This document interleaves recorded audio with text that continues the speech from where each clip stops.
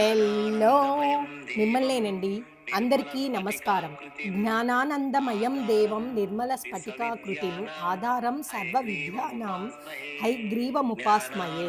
జ్ఞానానంద స్వరూపుడైన నిర్మలమైన స్ఫటిక శిలవలే ప్రకాశించే స్వామి, సమస్య విద్యలకు ఆధారమైన శ్రీ హయగ్రీవ స్వామిని నేను భజిస్తున్నాను.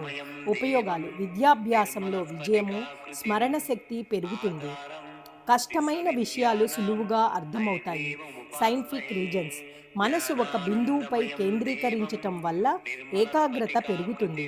హై, గ్రీ అనే ధ్వనులు గొంతు, మెదడు ప్రాంతాలలో స్పందన కలిగించి మెదడును ఉత్తేజితం చేస్తుంది. కథ: హయగ్రీవుడు విష్ణువు యొక్క అవతారము.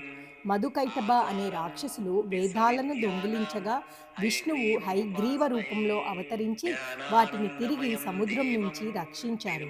ప్రతిరోజు 11 లేదా 21 సార్లు జపించటం శ్రేష్టం. సామెత: హయగ్రీవుని జపించిన వానికి విద్యాలేమి అనేది ఉండదు. జ్ఞానానందమూర్తి హయగ్రీవ, నీ స్మరణలోనే విద్యా విజయమో మాకు వరప్రసాదం.